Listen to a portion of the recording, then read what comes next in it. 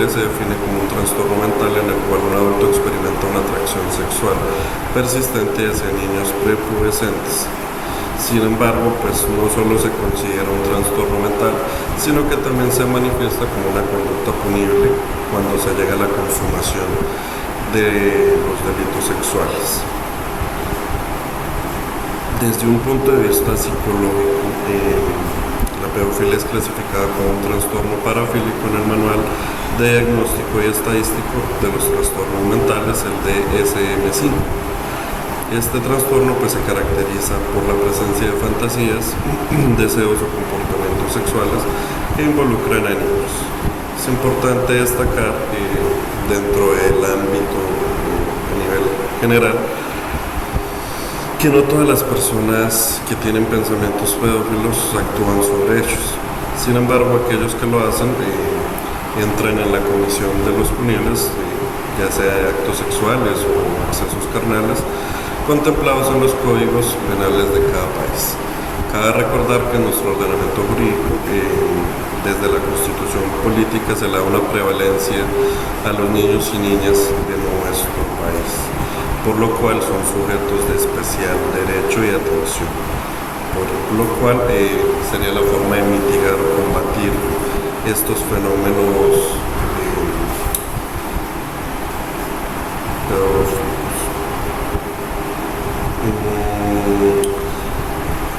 Dentro de nuestra normativa también se promulgó la ley 1779, que busca prevenir y sancionar la violencia sexual contra niños, niñas y adolescentes.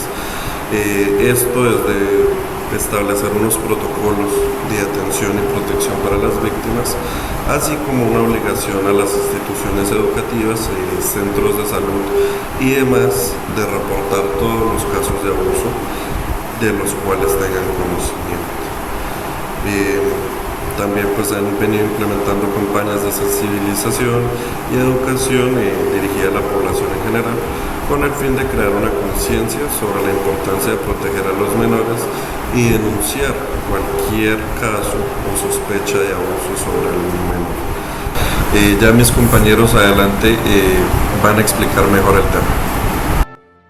En principio abordaremos el tema de las teorías biológicas de la criminalidad. Estas teorías, que se remontan al siglo XIX, sostienen que el hecho de que un individuo sea susceptible o no a cometer delitos depende puntualmente de su naturaleza biológica. Por tanto, existen individuos que son más propensos a la comisión de un delito por factores biológicos, predisposiciones genéticas o defectos neurológicos u hormonales que pueden ser heredados o adquiridos por una enfermedad o un accidente. A lo largo del tiempo, las teorías biológicas de la criminalidad han evolucionado de manera significativa, comenzando por ideas pioneras como la teoría del delincuente nato de Cesare Lombroso, prosiguiendo con enfoques más psicológicos como el análisis endocrinológico de Benigno Di Tullio, hasta abordar actualmente estudios neurológicos de Adrian Raine. Estas aproximaciones ofrecen un panorama diverso sobre cómo los factores biológicos, desde características físicas hasta procesos neurobiológicos, pueden influir en la predisposición al crimen. A continuación, procederé a explicar de manera sucinta cada una de ellas. La primera teoría que abordaremos es la del delincuente nato, elaborada por Cesare Lombroso. No solo es una de las teorías más emblemáticas de la criminología, sino que es una de las más novedosas para la época. Lombroso fue un médico italiano del siglo XIX, intrigado por saber cuáles eran las causas del crimen. Recopiló diversos cráneos de delincuentes, estableciendo que el delincuente nato principalmente tiene la fosa occipital hundida, además de otras particularidades físicas como un neurocráneo demasiado desarrollado, una frente huidiza, arcadas superciliares marcadas, así como brazos largos y colgados semejantes al de un mono. Acerca de este tema, Lombroso fundamentó su teoría utilizando el cráneo de un individuo llamado Giuseppe Villela, un reconocido criminal italiano, y concluyó que él tenía ciertas anomalías físicas que le permitieron a Lombroso formular la tesis de que los delincuentes presentan signos de atavismo, es decir, una regresión a etapas primitivas de la evolución humana. De igual forma, él agregaba en su libro El hombre delincuente que el criminal nato también tenía rasgos de orden psicológico e intelectual. Según él, los delincuentes se caracterizaban por una ausencia casi total de sensibilidad. Los catalogaba como psicópatas incapaces de sentir piedad, versátiles, perezosos, hipócritas, entre otras condiciones. Aunque su teoría ha sido ampliamente desvirtuada, la misma dio lugar para que hoy en día aún todavía se busque el fundamento del delito mediante una teoría biológica. Así como Lombroso planteaba la idea del atavismo y los rasgos físicos como indicadores del comportamiento criminal, Benigno Di Tullio presentó su análisis hacia aspectos endocrinológicos y psicológicos. Él sostenía que las glándulas endocrinas, que son las responsables de regular las hormonas en el cuerpo, tienen un papel fundamental en el comportamiento humano y por ende en el delictivo. En su teoría, la conducta criminal podía explicarse por alteraciones o desequilibrios en las glándulas de secreción interna, que influían directamente en la predisposición al delito. Este enfoque integró aspectos biológicos y psicológicos, destacando cómo los procesos internos del cuerpo humano podían afectar el comportamiento antisocial. En su libro Principios de la Criminología Clínica y Psiquiatría Forense, Di Tullio destacó la importancia de estudiar la personalidad del delincuente para comprender mejor las causas de su conducta y buscar posibles soluciones desde un enfoque médico y psicológico. En la actualidad, las teorías biológicas de la criminalidad han abarcado subdisciplinas que aplican la criminología a técnicas neurocientíficas. Por ejemplo, Adrian Rain sostiene que ciertos patrones en la estructura y función cerebral pueden predisponer a las personas a comportamientos antisociales o violentos. Adrian ha explicado cómo anomalías en áreas del cerebro como la corteza prefrontal y la amígdala están relacionadas con la falta de control de impulsos y la agresión. Sin embargo, también enfatiza que estos factores biológicos interactúan con el entorno social y cultural, lo que hace que la criminalidad sea un fenómeno complejo y multifacético. Por ejemplo, en su libro The Anatomy of Violence, The Biological Roots of Crime, explora cómo la neurociencia puede ayudar a comprender el comportamiento criminal. En esta obra, Ryan analiza estudios de casos y evidencia científica para explicar cómo factores biológicos y ambientales contribuyen a la formación de un cerebro criminal. Una vez examinadas estas teorías, podríamos concluir que, si bien las perspectivas biológicas aportan ideas interesantes sobre la predisposición al comportamiento criminal, no ofrecen una explicación completa del desorden pedofílico. Cada una de estas teorías aborda aspectos específicos como rasgos físicos, desequilibrios hormonales o anomalías cerebrales.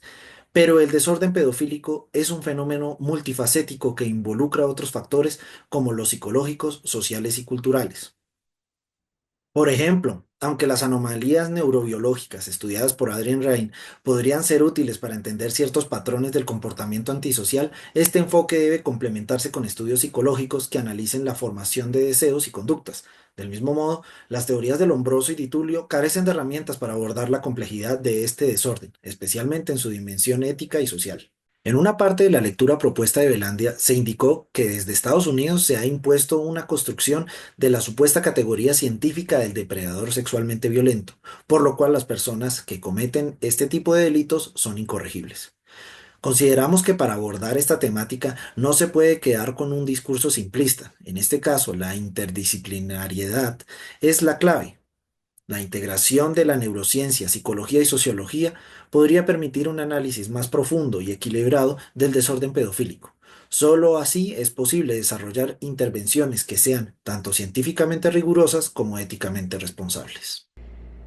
Asumiendo una posición crítica respecto de las teorías biológicas, según avances y estudios en la materia, se ha podido determinar que algunas relaciones entre estímulos sexuales y no sexuales pueden extenderse a estímulos novedosos no controlados y explican diferencias ideográficas de dicho trastorno. Si bien los pensamientos no predicen comportamientos, las preocupaciones por intereses sexuales desviados usualmente suelen extenderse a actos sexuales manifiestos. En ese sentido, plantearemos un ejemplo. Juan, un chico reservado de 15 años, quien al crecer fue víctima de bullying por parte de sus compañeros debido a su timidez. Como consecuencia de ello, Juan se sentía excluido y lloraba a menudo. Con interacciones repetidas, Juan colocó a sus compañeros de edad similar en un marco de coordinación con la tristeza y el llanto. Mientras tanto, Nancy, su hermana de 9 años, siempre era amable con Juan e incluso sus compañeros lograron sentir aprecio y admiración por Juan. Basándose en esta implicación combinatoria, Juan establece relaciones no entrenadas con niños de 9 años, relacionándolos con la aceptación y la felicidad, y entre sus compañeros de edad similar con la tristeza y el llanto. La repetición de esta situación es clave para establecer relaciones, tanto relaciones directas como relaciones indirectas, y que forman a su vez experiencias repetidas, lo cual hace a Juan más propenso a invocar expresiones sexuales frente a niños de 9 años.